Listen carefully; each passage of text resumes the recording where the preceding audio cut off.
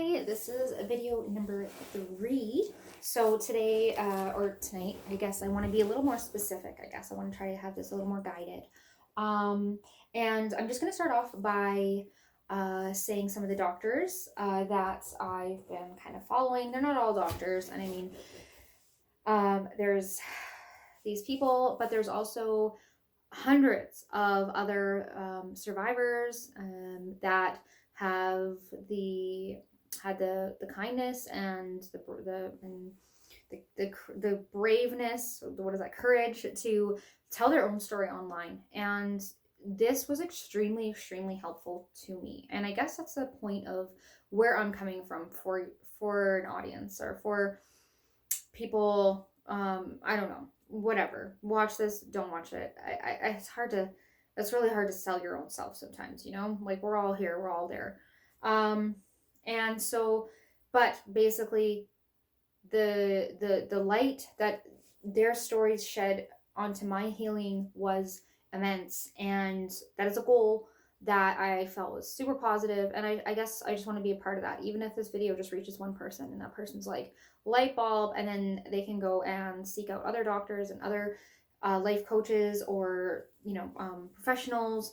And I 100% counseling, psychiatric help, do it, never stop doing it. It's vital and important. And that was actually one of the things that got me out of the relationship with the grandiose malignant narcissist who, I mentioned I started going to counseling. That was huge. It was a lie. And they called me on it several times, but I stood my ground. I said, no, I'm seeing a counselor.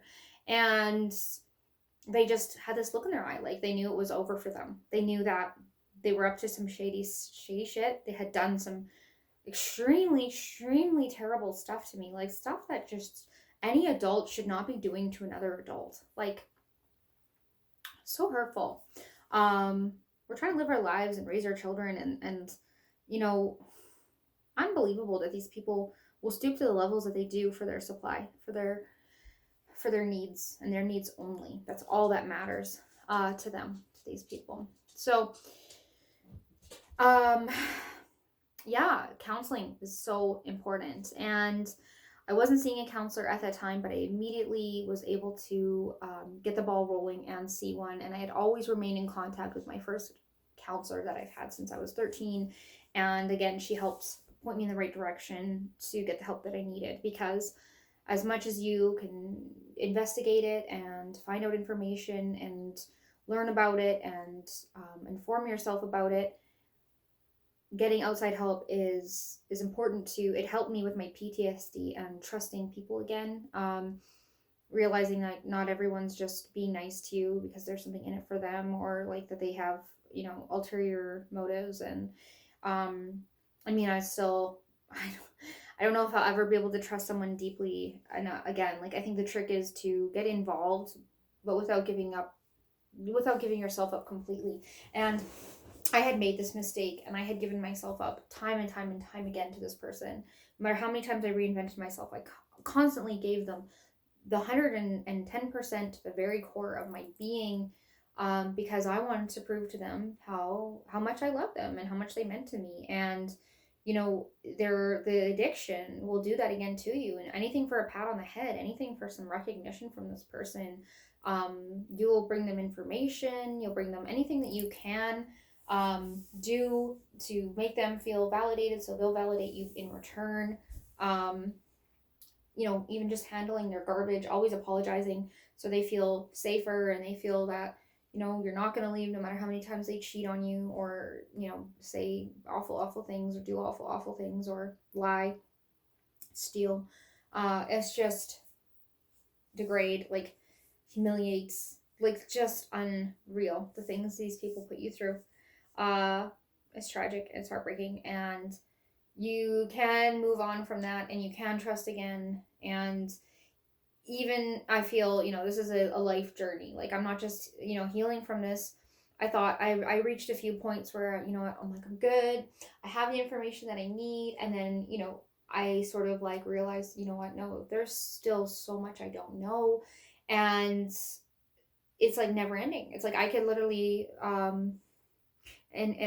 investigate this for the rest of my life and still not even reach the end. So psychological information is important, and I'm just going to do my best to get some of that psychological information to you. So here are some of my resources. Who I highly recommend is Sam Vaknin. Now, Sam Vaknin is spelled Vaknin. I highly suggest looking up his videos. He is a diagnosed narcissist. He grew up with NPD and was repeatedly told by many counselors that he had this syndrome or this diagnosis, and he constantly was just like whatever, whatever.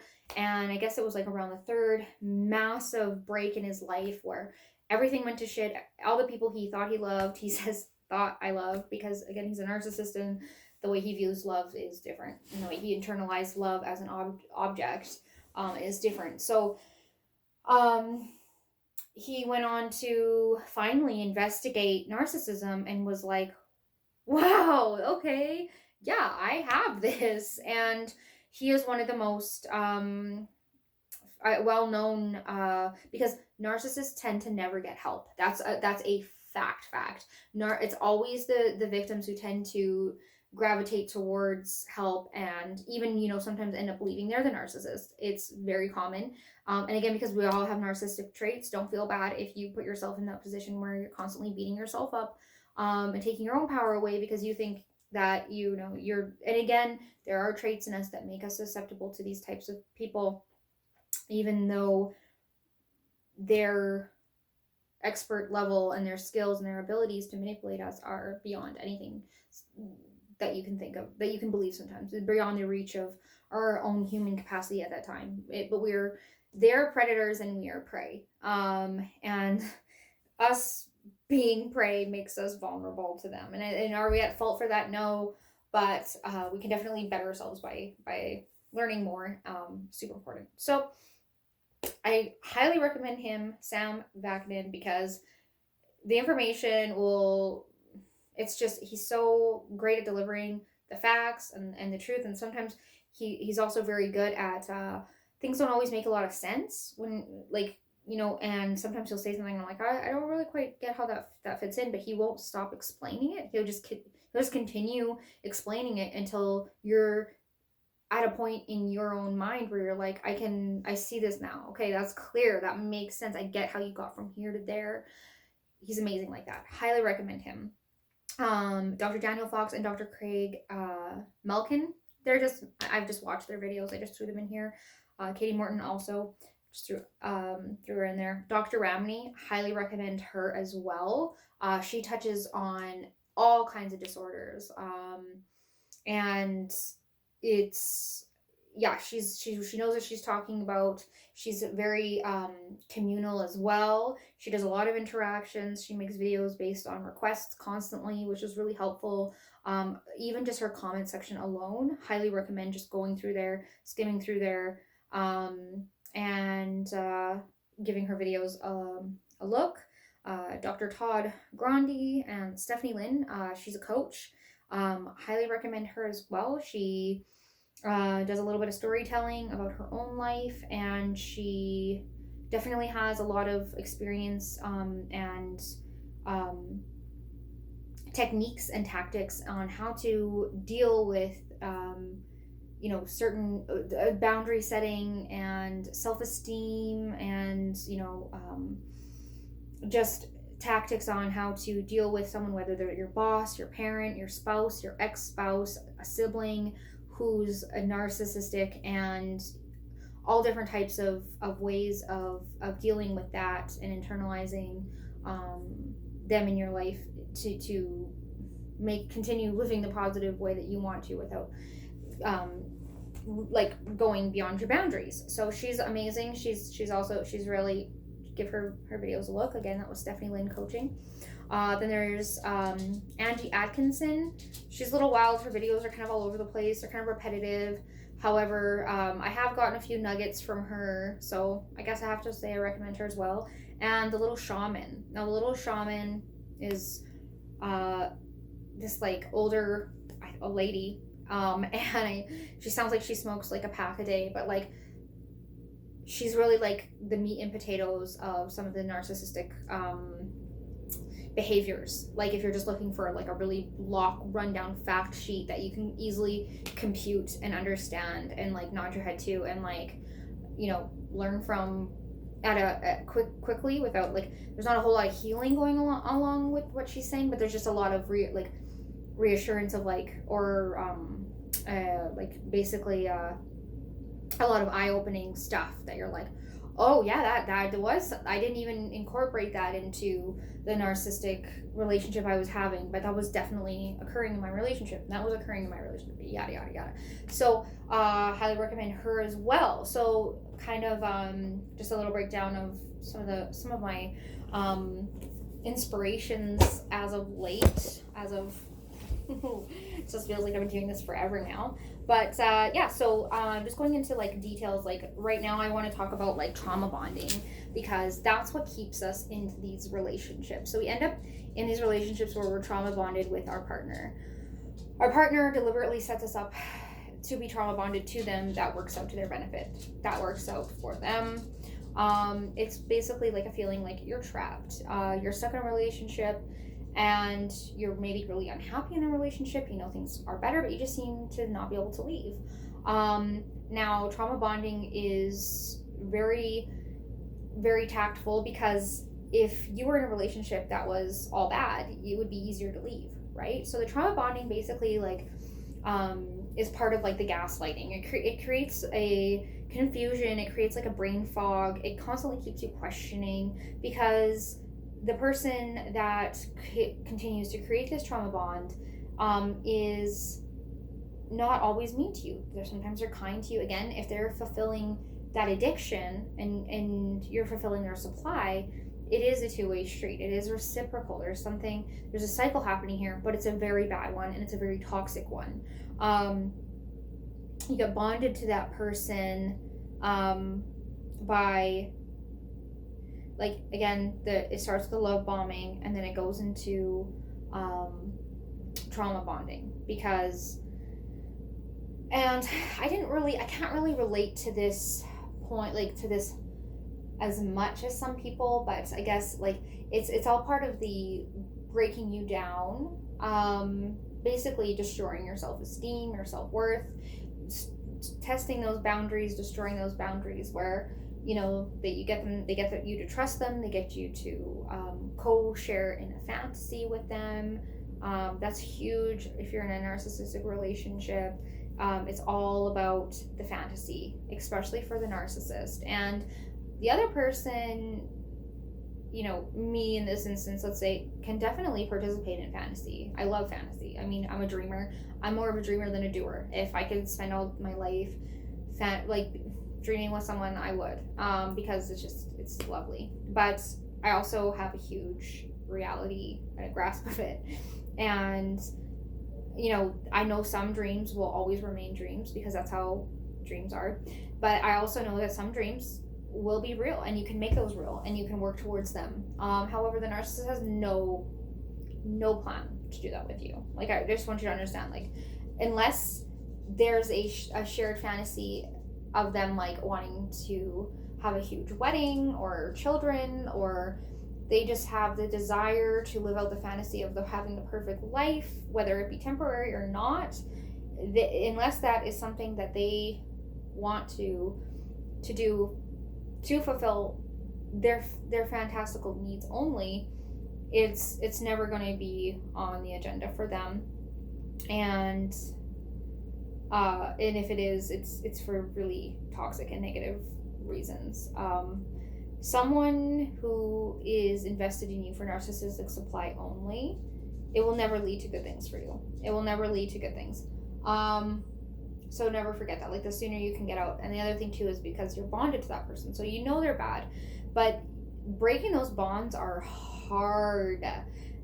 They can discard you, devalue you, but if you're trauma bonded to that person, you're gonna want to work things out. You're gonna want to try to understand things. They tell you so many lies that you're just like, I don't know what to believe anymore. They leave you in a state of just disarray, and vulnerability, and the trauma bond can make you do crazy things too. The trauma bond, the desperation, the narcissist is actually desperate for you to do things out of desperation. That's why they push you to these points and go so deep with you, and so fast. That's another thing about narcissism, is that they move quickly. You will find yourself imbued in this relationship quite quickly, and with no way out, and possibly not even the desire to have a way out. I can tell you, I know my relationship with my last person was really bad and really awful, but there's something really exciting about the trauma and the fantasy and the drama. I never had that in my life, really. I've really stayed away. I've lived a pretty for where I've come from and the things I've experienced, the stories that I have, the tea times that I will share with you, they're not tame. I've had some experiences in my life, but on a personal level where I actively pursue drama, that's never been something. So this was new for me, and this is COVID times. And having a little bit of excitement, that person in my life, it was great.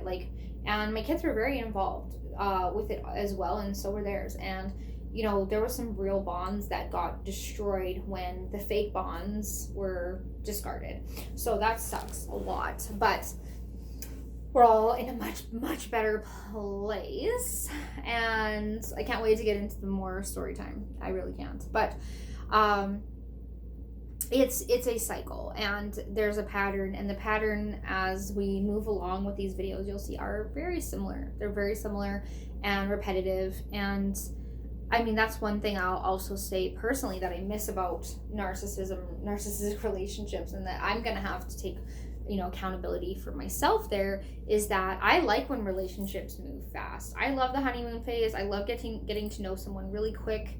I really like meeting someone and creating a strong, fast bond, and then moving on from there. Where does it go? And especially if you can see a future with this person.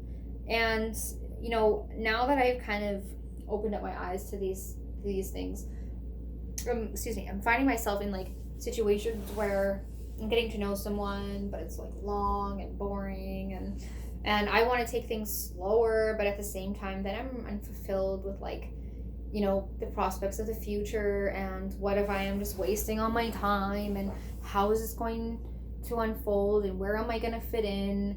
But when you move really fast with someone, it's basically like an invitation of, hey, I have space in my life and you have space in your life, and it's an honor for that person to make that time and space for you. But it's at the same time, it's super unhealthy to do that. And as someone who has been through what I've been through, I think even though time is precious, wasting it on people who don't deserve your company or your time at the end of the day, who are just going to fuck with your mind, fuck with your life, fuck with your emotions and feelings and your love, and fuck with your finances. Just, can I say that word anyway?